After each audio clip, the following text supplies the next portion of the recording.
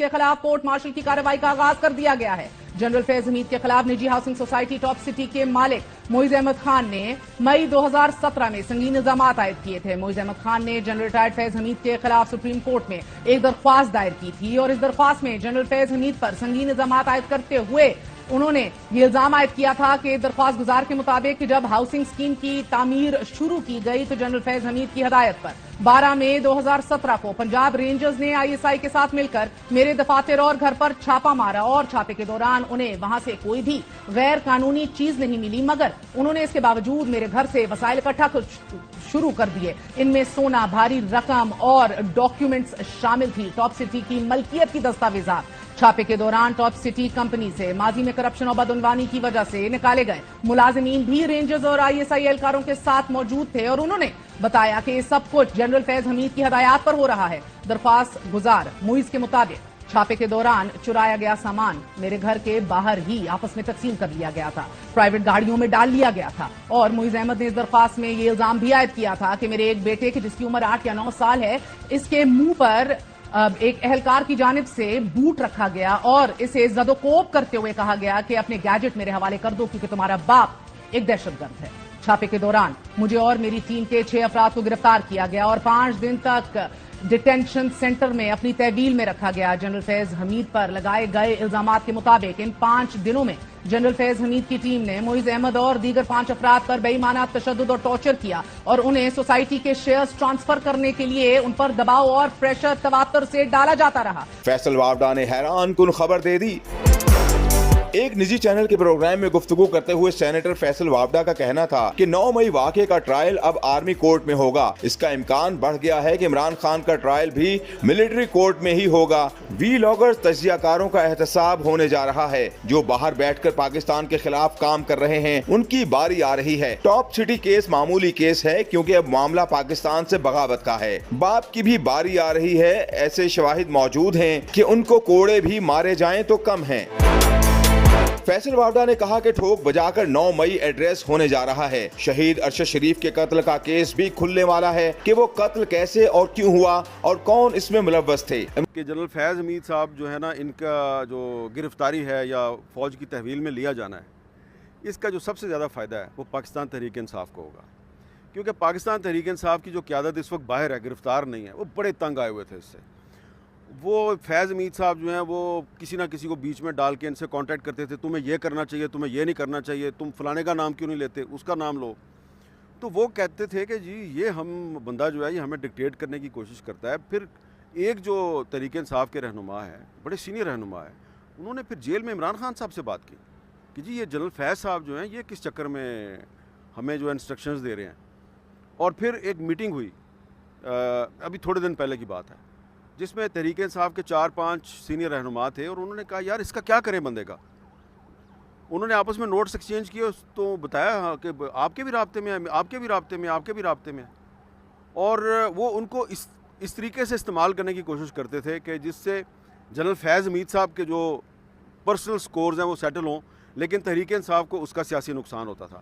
تو انہوں نے تھوڑے دن پہلے یہ فیصلہ کیا کہ ہم اس بندے کے ساتھ اپنے رابطے جو ہے نا مکمل طور پہ منقطع کر دیتے ہیں۔ اب دوسرا جو فائدہ ہے وہ کیا ہے؟ دوسرا فائدہ فوج کو ہوگا، کیونکہ فوج جو ہے اس پر بڑا یہ الزام لگ رہا ہے کہ وہ سیاست میں مداخلت کر رہی ہے اور پیچھے رہ کے بیہائنڈ دی سین وہ سیاسی جوڑ توڑ میں حصہ لیتی ہے، صرف سیاستدانوں کو پکڑتی ہے، جو ان کی اپنی صفوں میں کالی بھیڑیں ہیں ان کو نہیں پکڑتے۔ تو یہ اب جنرل فیض حمید کو اگر گرفتار کیا گیا ہے اور اس کے خلاف کارروائی ہوتی ہے تو اس سے فوج کا جو امیج ہے جس پہ کافی دراڑیں ہیں، تو وہ دراڑیں جو ہیں ان کو فل کرنے میں ان کو بڑی کامیابی۔ 9 مئی کے واقعات کے اندر جو پلاننگ تھی اس میں شاید جنرل فیض الزام کی حد تک میں بات کر رہا ہوں کہ جنرل فیض حمید شامل تھے، اس کے علاوہ باقی کے معاملات میں کتنا بڑا آپ کے خیال میں یہ ایک بلو ہو سکتا ہے، یا آپ کے لیے آپ کس طرح دیکھتے ہیں اس کو؟ آپ کو لگتا ہے کہ عمران خان صاحب کے معاملات میں بھی جنرل فیض حمید صاحب کوئی گواہی بھی دے سکتے ہیں، یا یہ بگ بلو ہے ٹو عمران صاحب، یا آپ سمجھتے ہیں کہ نہیں ایسا کچھ نہیں ہے؟ دیکھیے بسم اللہ الرحمن الرحیم، بات یہ ہے کہ ایک بات تو اچھی ہے کہ فیض حمید ہو یا کوئی اور جنرل ہو، ایک تو بات آہستہ آہستہ کھل کے سامنے آ رہی ہے کہ طاقت کا نظام جو ہے وہ نہیں چل سکتا اور قانون کی بالادستی ہی آنسر ہے پاکستان کی بقا اور سالمیت کے لیے. پہلے اگر کہیں تو جلال فیض صاحب سے شروع کر لیتے ہیں. شروع کریں سر.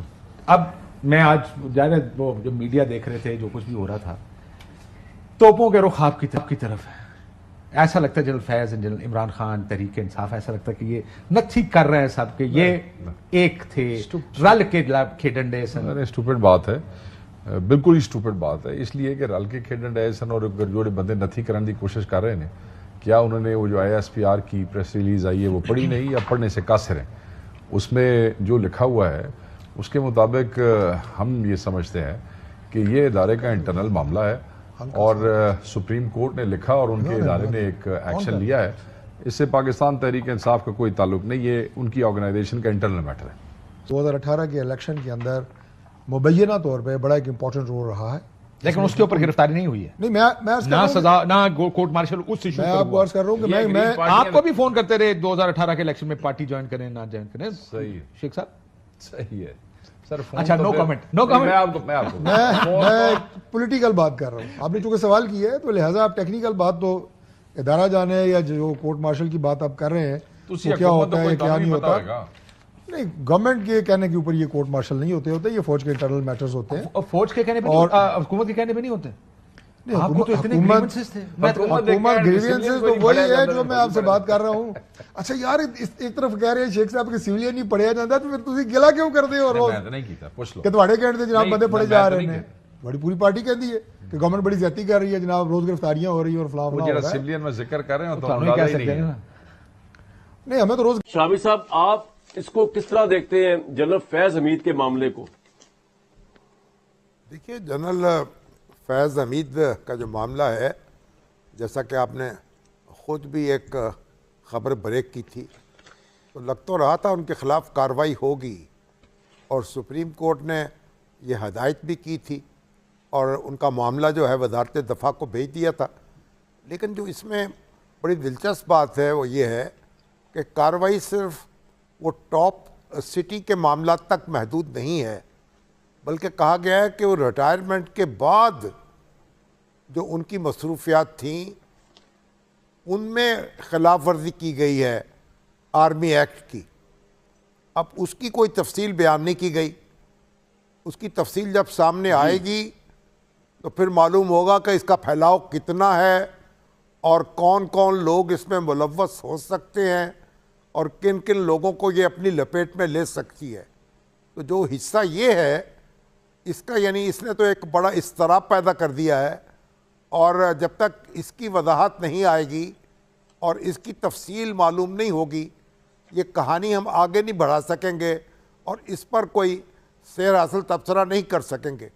تو مناسب بات ہوگی کہ اگر ISPR اس کی بھی وضاحت کر دے تھوڑی سی, تاکہ معلوم ہو جائے کہ کون سے معاملات تھے, ان کی ایکٹیویٹیز کیا تھیں, کیا یہ کوئی کسی سیاسی جماعت کے ساتھ ساز بات کر رہے تھے, کیا کوئی جو ایک فوج کے اندر جو ہے وہ کوئی یعنی انتشار پھیلانے کی کوشش میں مصروف تھے, یا کوئی نظام جو ہے اس کو درم برم کر رہے تھے.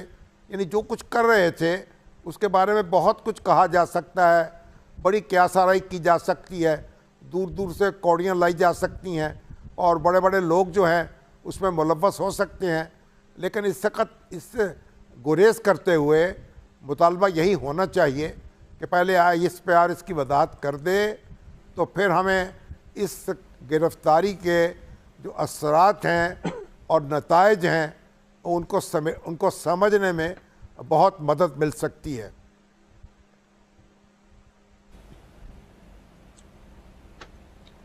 شامی صاحب ایکچولی اس میں فیصل واڈا صاحب تو اکثر یہ کہہ چکے ہیں, ایون جو عمران خان صاحب کا دھرنا تھا جو آرمی چیف کو روکنے کے لیے, اس کے علاوہ یہ 8 مئی سارے معاملات, لیکن آپ یہ وجہ فرما رہے ہیں کہ اس کے اوپر ہم تو الزامات اس طرح لگا نہیں سکتے کیونکہ معاملہ بڑا سینسٹیو ہے. ایک طرف فوج کے اعلیٰ ترین فوجی افسر جو کہ اس وقت ریٹائر بھی ہو چکے تھے لیکن بہرحال فوج سے تعلق ہے, دوسری طرف پاکستان کے بڑے اہم ترین لیڈر عمران خان.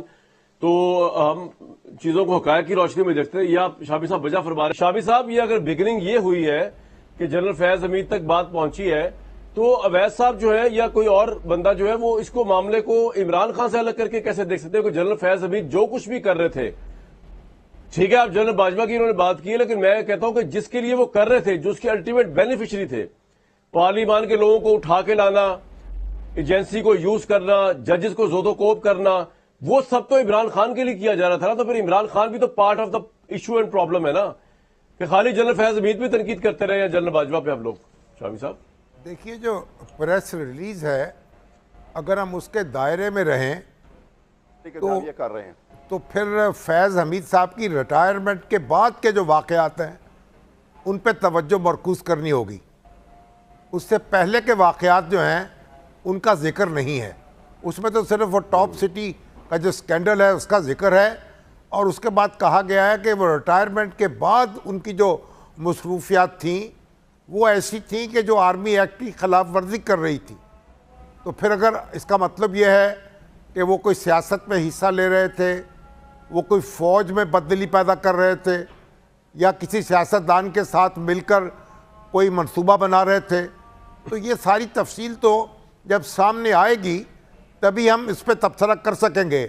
تو فی الحال تو ہمارا یہی مطالبہ ہونا چاہیے کہ ISPR یہ تفصیل بھی بیان کرے تاکہ ہم کوئی اندھیرے میں ٹامک ٹوئیاں نہ ماریں اور الزامات نہ لگائیں کسی پر، اور جب ساری چیزیں سامنے آ جائیں تو پھر اظہار خیال کر سکیں. تو یہ بات آپ نے جو کچھ باتیں کہی ہیں وہ تو اس وقت کی ہیں جب وہ ISI کے سربراہ تھے. اب ان میں سے کون سی بات کو اٹھایا جائے گا، کون سی بات جو ہے وہ توجہ کا مرکز بنے گی، اور کون سی بات ہے جس پہ خلاف ورزی ہوگی، اور پھر اس کی لپیٹ میں کون کون آئے گا، وہ تو پھر بہت لمبا معاملہ ہو جائے گا. اور آپ دیکھیں کہ بہت سے ادارے اس کی لپیٹ میں آ جائیں گے. ہمارے جج حضرات جو ہیں ان سے بھی پوچھا جا سکے گا، اور ہماری سیاسی جماعتیں جو ہیں وہ بھی اس کی لپیٹ میں آ جائیں گی. تو یہ تو ایک بڑا میرا خیال ہے کہ بہت دور تک جا سکتا ہے معاملہ. لیکن فی الحال جو بات ہے وہ ان کی ریٹائرمنٹ کے بعد کے معاملات کی ہے. تو وہ اگر سامنے آ جائے تو میرا خیال ہے ہمیں کسی نتیجے پہ پہنچنے میں آسانی ہوگی. حبیب صاحب بڑا ہی غیر معمولی واقعہ ہے یہ، جیسے عمران بھی بتا رہے تھے کہ ایسا پہلی بار ہو رہا ہے کہ سابق DG ISI کے خلاف ایسی کارروائی ہو رہی ہے. اچھا PTI سے بھی جوڑا جا رہا ہے، کیونکہ اگر آپ کو یاد ہو تو یہی کہا جاتا تھا کہ خان صاحب کے معاملات جو جنرل باجوہ سے خراب ہوئے وہ فیض حمید کی وجہ سے خراب ہوئے. جی ان کے اوپر تو بڑا متعین الزام تھا کہ جنرل فیض حمید کو امکانی طور پر چیف آف آرمی سٹاف بنایا جانا تھا جی، اور خاص طور پر پاکستان مسلم لیگ نون کی طرف سے تو یہ کئی دفعہ بات ٹیلی ویژن پہ بھی آ کے کہی جا چکی ہے کہ جنرل فیض حمید کو عمران خان صاحب بنانا چاہتے تھے سپاہ سالار. تو ظاہر ہے وہ تو نہیں بنے، اور عمران خان صاحب کی حکومت کے خاتمے میں بھی اس کا ایک کردار تھا. اور پھر جو گرفتاری کے اثرات PTI پر کیا ہوں گے؟ دیکھیں PTI کا اب اس سے کیا تعلق ہے؟ اس کی وجہ یہ ہے کہ خود عمران خان صاحب سے میں نے ایک دفعہ پوچھا کہ آپ کیا ایسا چاہتے تھے، تو اس پہ انہوں نے مجھے کہا کہ میں نے تو کبھی ایسا سوچا بھی نہیں تھا. اس حوالے سے کبھی ایسا نہیں سوچا میں نے. بلکہ ایک دفعہ یوں ہوا کہ میں اس سے پہلے جس ادارے میں کام کرتا تھا وہاں ہم سب جو سینئر لوگ تھے وہ اس زمانے میں وزیر اعظم سے ملنے کے لیے گئے. تو وہاں پر یہ سوال بڑے متعین انداز میں کیا گیا کہ کیا آپ ایسا چاہتے ہیں، تو انہوں نے کہا میں نے تو کبھی ایسا سوچا بھی نہیں ابھی تک. یعنی اس وقت general Qamar Javed Bajwa he chief of army staff تھے، اور یہ کافی پہلے کی بات ہے. تو اس میں تو دیکھیے، اور پھر دوسری بات ہے کہ جب ایک آدمی اس سسٹم سے باہر نکل جاتا ہے، اور فوج کا سسٹم بڑا عمدہ ہے اس حوالے سے کہ وہاں پر جو فرد ہے وہ کچھ اسی وقت تک ہے جب وہ دریا کے اندر موج دریا میں ہے، بیرون دریا کچھ نہیں. تو ہماری آرمی کا جو یہ نظام ہے اس میں جب تک تو وہ رہے اس سسٹم کے اندر تو ایفیکٹو رہے، اور جب تک آپ یوں بھی دیکھیے کہ جب DG ISI وہ رہے ایفیکٹو رہے. لیکن جیسے ہی وہ ISI سے نکل کے دوسری جگہ پشاور کے کور کمانڈر بنے تو ان کے کام کی نیچر مکمل طور پر بدل گئی. پھر وہ کور کمانڈر بہاولپور بنے تو پھر بھی نیچر بدل گئی. تو اس کے بعد تو ان کا کوئی اثر و رسوخ جو ہے PTI میں مجھے ایسا نہیں لگتا. لیکن کچھ صحافی یہ کہہ رہے ہیں حبیب صاحب کہ اب بھی یعنی وہ جو ریٹائرمنٹ کے بعد ان کی کچھ سرگرمیوں والی بات ہے نا پریس ریلیز میں، اس کو اس چیز سے جوڑا جا رہا ہے کہ وہ اب بھی پی ٹی آئی کے رہنماؤں سے رابطے میں تھے اور انہیں ڈکٹیٹ کرنے کی کوشش کر رہے تھے. رابطے میں رہنا تو کوئی بری بات نہیں ہوتی نا. رابطے میں آپ کے دوستیاں ہوتی ہیں, تعلقات ہوتے ہیں, یا آپ نے کسی سے کوئی سفارش کر دی, کسی نے کوئی سفارش کر دی مثال کے طور پہ. اگر میرے تک ایک معاملہ جو مجھے پتا ہے وہ یہ ہے کہ انہوں نے ایک صاحب کو خیبر پختونخوا میں فون کیا تھا اور انہیں کہا تھا کہ آپ کو رول پلے کر سکتے ہیں کسی ایک خاص معاملے میں تو وہ کر دیجئے. وہ تو ایک سفارشی فون تھا. ٹھیک ہے. اب کیا ایسا فون کرنا اور اس کے کانٹیکٹ کا سامنے آنا کہ انہوں نے کسی پی ٹی آئی کے کسی شخص کو کہا ہو کہ آپ پولیٹکس میں یہ کریں اور پھر ایسا ہوا ہو, تو پھر تو ایک بالکل آل ٹوگیدر ڈفرینٹ بات ہے.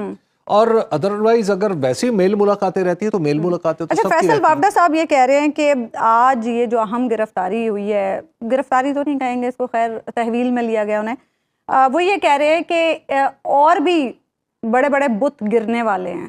اشارہ کس کی طرف؟ دیکھیے وہ ہیں کچھ لوگ, میرا نہیں خیال ان کا نام لینا اس وقت مناسب ہے. تو اہم بات یہ ہے کہ دیکھیے اس سے یہ ہمیں نہیں تاثر لینا چاہیے کہ اس سے پی ٹی آئی کو کیا نقصان ہوگا, پی ٹی آئی کو کیا فائدہ ہوگا. اب تک کی آج کی پوری ڈیبیٹ اگر آپ دیکھیں تو وہ ساری کی ساری اسی ایک نقطے کے گرد گھوم رہی ہے. اہم ترین بات جو پاکستان میں اچھی بات ہے وہ یہ ہے کہ آج پاکستان میں پاکستان آرمی نے یہ تسلیم کیا ہے کہ اگر ہمارا بھی کوئی شخص کسی ایسے معاملے میں انوالو ہوتا ہے یا اپنے عہدے کا غلط فائدہ اٹھاتا ہے تو اس کا بھی احتساب ہوگا, خواہ وہ کتنے ہی بڑے عہدے پہ کیوں نہ رہ چکا ہو. دیکھیے یہ کوئی معمولی بات نہیں ہے. میں سمجھتا ہوں کہ اس کا کریڈٹ آج کی فوج کی قیادت کو جاتا ہے. آپ دیکھیے کہ ہم نے یہ دیکھا کہ پاکستان میں ایک موقع پہ کچھ جنرلز کا احتساب ہونا تھا, تو وہ اشفاق پرویز کیانی صاحب کا دور تھا شاید, تو ان جنرلز نے ان سے صرف سوال جواب ہوا تھا تو انہوں نے اشفاق پرویز کیانی صاحب کو تانے دینا شروع کر دیے تھے. اور اس سے یہ بات اسٹیبلش ہو گئی تھی کہ جناب ریٹائرڈ جرنیلوں کا تو احتساب ہو ہی نہیں سکتا.